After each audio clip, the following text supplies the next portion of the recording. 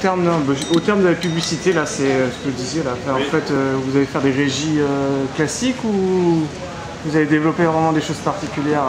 Bah écoutez, des trucs par clic, des oui, Google, en fait, bon, il y a des bases. D'abord, on va commencer par les fondamentaux, donc c'est tout ce qui est effectivement display, tout ce qui est search, tout ce qui est sponsoring vidéo, ça c'est la base. Après le web, évidemment, c'est un magnifique terrain de jeu. Ouais. Donc la créativité, de toute façon, c'est là qu'elle intervient. Donc on va surtout pas se freiner par rapport à ça. Et on va bâtir ensuite certainement des idées autour d'annuaires. Donc là, il y a plein de choses à creuser, effectivement, sur lesquelles on va se développer. Et on va d'abord commencer par les fondamentaux, les créativités ensuite. D'accord. Et donc le financement se fera seulement par rapport à la publicité, ou il y aura d'autres sources de financement? Clairement sur le site, en fait, on est effectivement sur la base d'un financement par la communication et par la publicité. Ouais, 100%. Ouais. Oui, tout à fait. Mais c'est vrai que ça, on l'a vu, on a déjà des expériences de toute façon avec le groupe, notamment sur d'autres titres, et notamment terre-de-vin.com qui fonctionne bien et qui effectivement a vu des développements en termes de chiffre d'affaires déjà très intéressants sur les quasiment 2 ans qu'on vient de passer.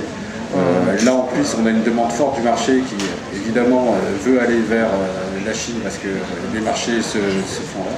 Ouais. Les marchés se font là, donc évidemment on est en phase avec un marché et tout en sachant en plus que ce qui est très dur pour les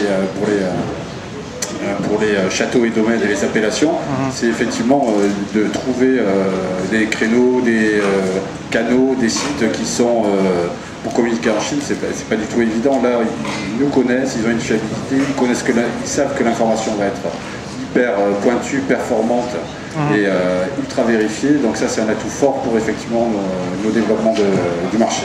Et au niveau de la Chine, parce qu'avec la censure, tout ça, vous pouvez faire ce que vous voulez non, référencement en Chine, tout ça? Oui, bien sûr qu'il faut effectivement s'adapter. Ça, c'est pas du tout le même système que quand on lance un site en France. Donc bien sûr qu'il y a toute une démarche et il y a un certain nombre d'éléments à prendre en compte, ce que bien sûr nous réalisons pour lancer ce site fin juillet 2008. Ok, d'accord.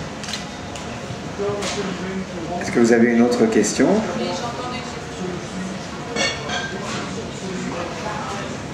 Est-ce que vous avez d'autres questions?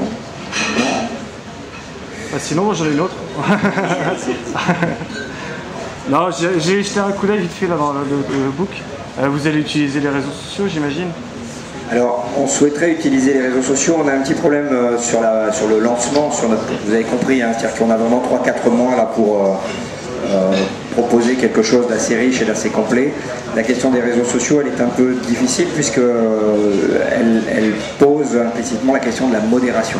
Oui. Donc, un modérateur, une personne derrière. Voilà, ça veut dire qu'effectivement, il faut qu'on ait, en plus de notre équipe de traducteurs, des gens qui parlent mandarin et qui sont capables en permanence de modérer. Donc voilà, on n'a pas encore retenu de décision, mais sur une période de lancement, on sera probablement très réservé sur la partie des réseaux sociaux. Mais ça fait partie de nos projets à court terme.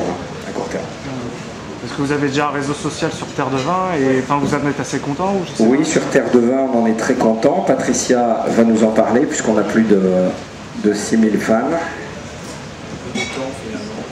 Oui, donc nous avons aujourd'hui plus de 6000 fans sur Facebook. Sur Facebook Terre de Vin, on a Twitter également, mais c'est vrai qu'on a beaucoup plus de personnes sur Facebook aujourd'hui.